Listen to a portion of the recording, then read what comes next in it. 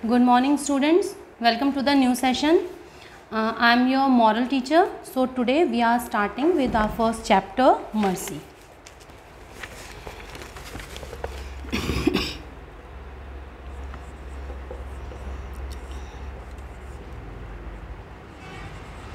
Mercy. Okay. So first of all, what is the meaning of moral science? आप लोग अपनी previous classes में पढ़ चुके हैं कि मॉरल साइंस, मॉरल वैल्यू क्या होता है. मॉरल वैल्यू क्या होता है? Moral science always help your friends, neighbours, parents, siblings etcetera. Moral value हम बहुत सारे लोगों के साथ दिखा सकते हैं. हम अपने पेरेंट्स के साथ, अपने फ्रेंड्स के साथ, सिबलिंग्स के साथ, अपने नेबर्स के साथ, बहुत सारे लोगों के साथ हम लोग जो हैं वो मॉरल वैल्यूज़ फॉलो करते हैं. ऑनेस्टी मेन हमारा मॉरल वैल्यू का एक पार्ट होता है. जो इंसान ऑनेस्ट है वो ही मॉरल पर्सन कहलाएगा.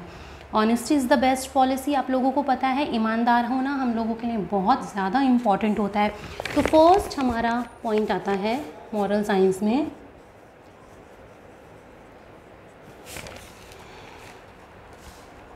Honesty. Okay, so first point is honesty. एक ऑनेस्ट इंसान अगर देखा जाए तो उसको हर फील्ड में सक्सेस मिलती है. हर किसी की नज़र में वो इंसान अच्छा माना जाता है क्योंकि वो ऑनेस्ट होता है. सेकंड आता है हमारा हार्ड वर्क. किसी भी काम को करने के लिए हमें हार्ड वर्क करना पड़ता है. ये ज़रूरी नहीं होता कि हम कोई भी काम कर रहे हैं तो वो हमें बहुत ईजीली मिल जाए. हम कोई भी काम करते हैं, जब हम थोड़ा उस काम के लिए स्ट्रगल करते हैं तो हमें मज़ा आता है क्योंकि वो काम हमें थोड़े सा प्रेशर में रहकर और फिर थोड़ी सी मेहनत करने के बाद हम गेन करते हैं तो वो काम में ज़्यादा इंटरेस्ट आता है ना. सबके साथ होगा, ये मेरे साथ भी है, आप लोगों के साथ भी होगा. सो सेकंड हमारा आता है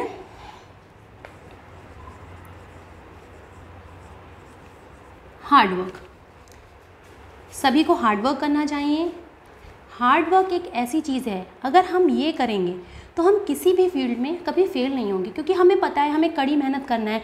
कोई काम अगर हमें कोई काम चाहिए, हमें ये काम करना है पर हमें लगता है अरे हमसे ये नहीं हो पाएगा, पर अगर हमारे माइंड में हार्ड वर्क की क्वालिटी है तो क्या होगा, हम उस काम को किसी तरीके से भी कर लेंगे. किसी तरीके से भी हमें लगेगा नहीं हम कड़ी मेहनत करेंगे, हम सुबह शाम वर्क करेंगे, पर हमें क्या करना है, हमें ये चीज़ हासिल करनी है. So hard work is very important in our life. Third point हमारा आता है respect for other. Respect for other, बड़ों की इज़्ज़त करना, छोटों से प्यार करना, बड़ों का कहना मानना, उनका आदर सम्मान करना. Respect for others.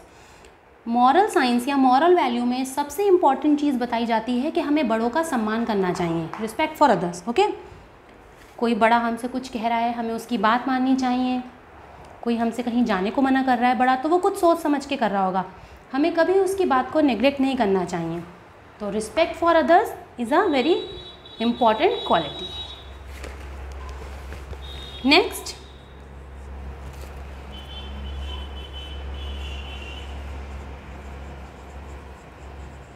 Cooperation. Cooperation मतलब हर चीज़ में अपना सहयोग देना. कोई काम अगर हम कर रहे हैं, हमसे वो काम अच्छा हो गया, सपोज़ मेरी किसी फ्रेंड ने सेम मेरी तरह कोई काम करना स्टार्ट किया, उसको लगता है कि अरे नहीं यार मुझसे थोड़ी सी गड़बड़ हो जाएगी, मुझे मैम की हेल्प, मुझे नेहा की हेल्प लेनी चाहिए. तो इससे क्या होगा, मुझे कोऑपरेट होना चाहिए, मुझे उसके साथ वर्क करना चाहिए, उसे चीज़ें वो सिखानी चाहिए जो मैंने सीखी हैं. तो कोऑपरेशन हर फील्ड में इम्पॉर्टेंट होता है, हर काम में इम्पॉर्टेंट होता है, हमें कोऑपरेट होना चाहिए. Number 5, kindness. दयालुता की भावना होनी चाहिए. ये नहीं कि कोई सपोज़ कोई एनिमल है, कोई रास्ते में उसको मार रहा है, डॉग को कोई मार रहा है, ये नहीं हम देख के हंसते हुए जा रहे हैं. नहीं, हमें उस इंसान को मना करना चाहिए कि ये तो बेज़ुबान जानवर है, हमें इसको कभी मारना नहीं चाहिए. आपको कोई भी एनिमल हमें तब तक परेशान नहीं करेगा जब तक हम उस पर अटैक नहीं करेंगे. सो यहाँ पर हम काइंडनेस के द्वारा शो कर सकते हैं.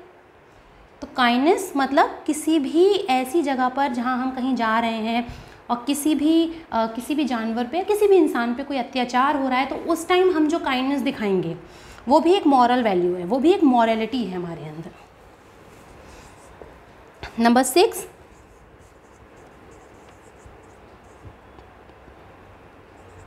फॉरगिवनेस। फॉरगिवनेस मीन्स किसी की हुई गलती को भूलकर दोबारा उसे एक्सेप्ट करना, उसके साथ वैसे ही प्रेम से रहना, वैसे ही फ्रेंडशिप करना, वैसे ही बातें करना, this is called forgiveness. Forgiveness, कोई इंसान अगर हमारे पास आता है और बोलता है यार सॉरी मुझसे ये गलती हो गई, मुझे अपनी गलती का अपोलोजाइज़ है, तो इट मीन्स ठीक है, हम उससे कहेंगे ठीक है तुम्हारी गलती थी, कोई बात नहीं, हमने तुम्हें माफ़ किया। तो ये चीज़ें आएंगी हमारी फॉरगिवनेस के अंदर। सो आपको मॉरल वैल्यू का मतलब पता चल गया कि मॉरल वैल्यू क्या है, उसमें कौन कौन सी चीज़ें इंक्लूड होती हैं। ये सारी चीज़ें अगर होंगी तो हम इन फ्यूचर अपनी लाइफ स्मूथली जी सकते हैं।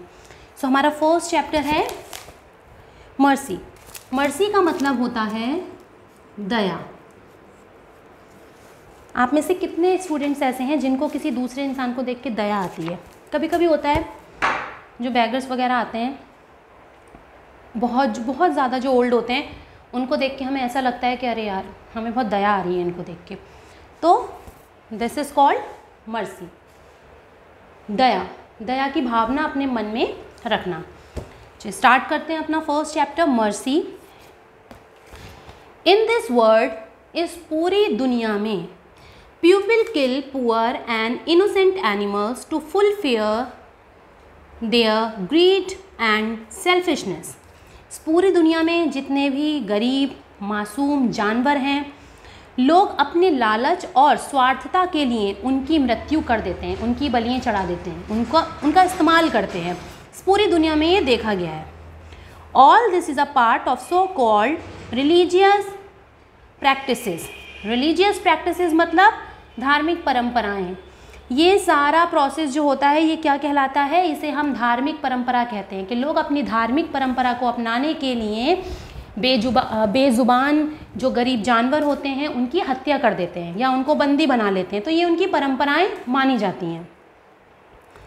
But how can we gain religious value if we have no mercy?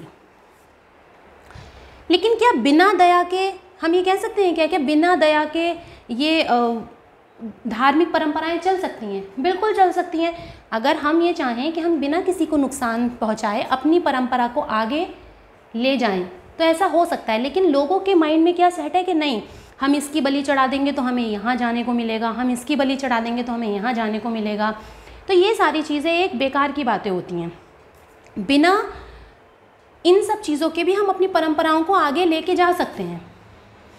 All religions preach mercy. हर धर्म के लोगों को हर धर्म यही उपदेश देता है कि दया की भावना अपने अपने मन में रखो। Every religions have one theme. Her religion का एक थीम होता है।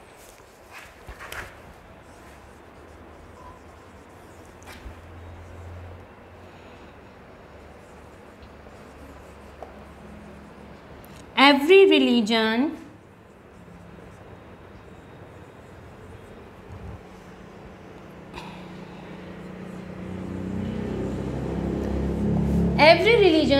have one theme। सबका एक ही थीम है। क्या है theme?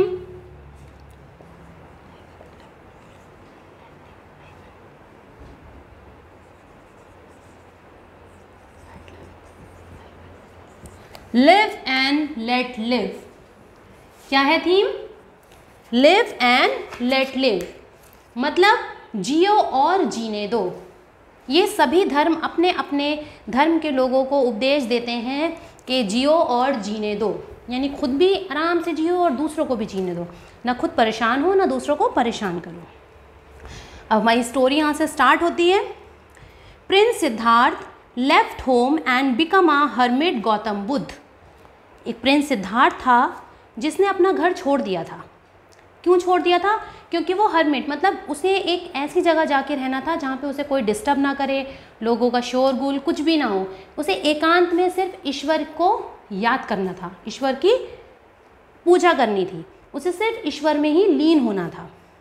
He wish to find a way to remove suffering from the world. और वो ये चाहता था जो गौतम, हमारे जो बुद्ध सिद्धार्थ थे, जिनको हम गौतम बुद्ध कहते हैं, वो ये चाहते थे कि वो इस पूरी दुनिया में जितनी भी पीड़ा है, जितनी भी लोगों को परेशानियां हैं, वो इन सारी परेशानियों को रिमूव कर दें। उनका ये कहना था कि मैं इसीलिए एकांत में जाकर भगवान को याद करता हूँ ताकि इस दुनिया में जितनी भी कष्ट पीड़ाएं हैं उन सबको मैं रिमूव कर दूँ, हटा दूँ। For some time he lived at Ratnagiri on a mountain on the outskirts of Rajagriha. वो एक पहाड़ी पर जाकर रहने लगे थे जो कहाँ थी, रत्नागिरी में थी। उस रत्नागिरी के पास राजगिरिहा करके एक बाहरी इलाका था, पहाड़ के बाहर का इलाका था, वहाँ पर वो जाकर अपनी स्थापना उन्होंने कर ली थी। द कैपिटल ऑफ मगध, जो कहाँ की राजधानी थी, मगध की राजधानी थी। दैट टाइम, उस वक्त, Bimbisara was the ruler of Magadh. उस दिन, उस टाइम पे जो वहाँ का शासक था, जो राजा था, वो बिम्बिसारा था। वन डे, एक दिन की बात है, Siddharth saw a man driving a head of sheep into the city. एक दिन सिद्धार्थ ने देखा कि एक भेड़ों का झुंड जो है एक आदमी लेकर कहीं शहर की तरफ जा रहा है। ही noticed one of the sheep limping. Limping का मतलब होता है लंगड़ा, लंगड़ा कर चलना, जो इंसान के पैर में कोई दिक्कत हो और वो थोड़ा सा अपनी चाल से थोड़ा अलग सी चाल चले, लंगड़ा के चले। तो उसने नोटिस किया, सिद्धार्थ ने, कि इतनी भेड़ जा रही हैं पर उसमें से एक भेड़ थोड़ी सी लंगड़ा लंगड़ा कर चल रही है। और वो चाहता ही था कि इस दुनिया से, सब पूरी दुनिया से जितनी भी पीड़ा है, कष्ट हैं, वो गायब हो जाएं। He went to sheep and found that one of its foot was bleeding.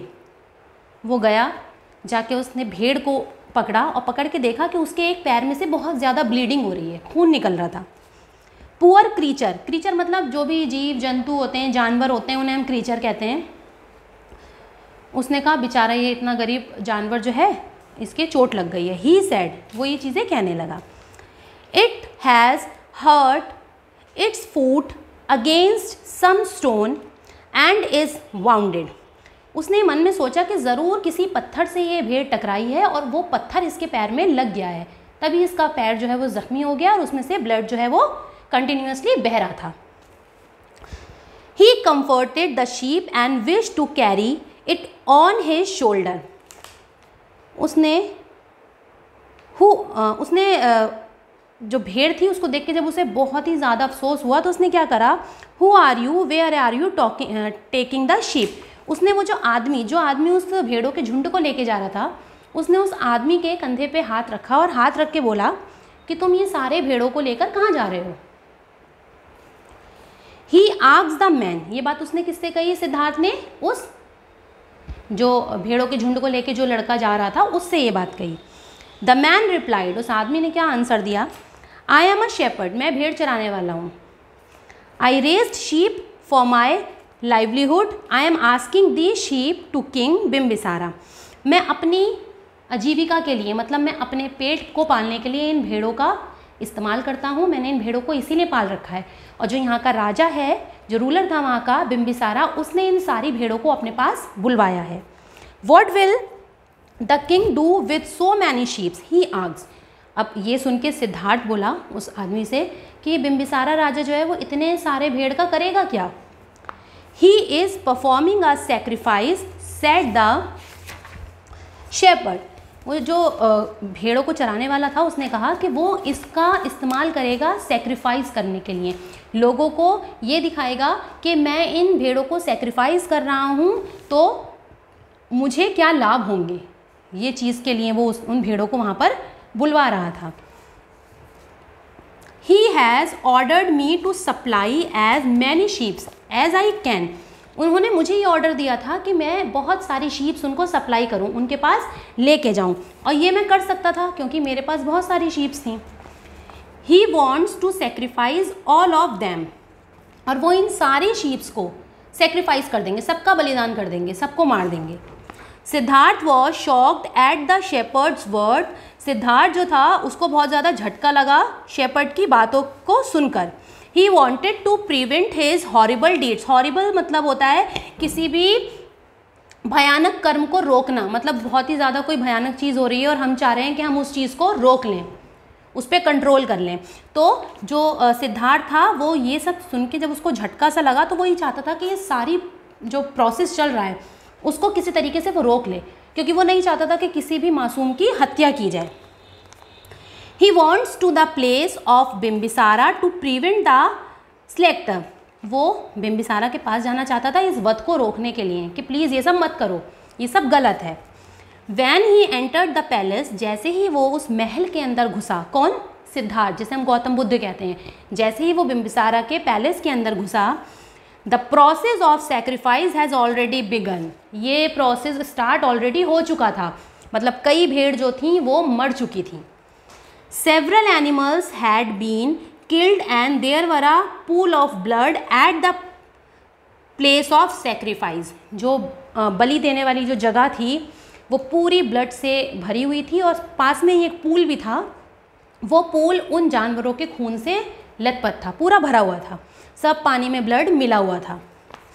He returned to King Bimbisara and said, "O King, I have come to appeal to you to stop the sacrifice." उसने क्या कहा कि king, मैं आपके पास ये request लेकर आया हूँ कि आप जो भी चीज़ें ये कर रहे हो इस पर प्लीज़ स्टॉप लगा दो, इनको मत करो। सेक्रीफाइस करना गलत बात है, आप प्लीज़ सेक्रीफाइस इन लोगों का मत करो।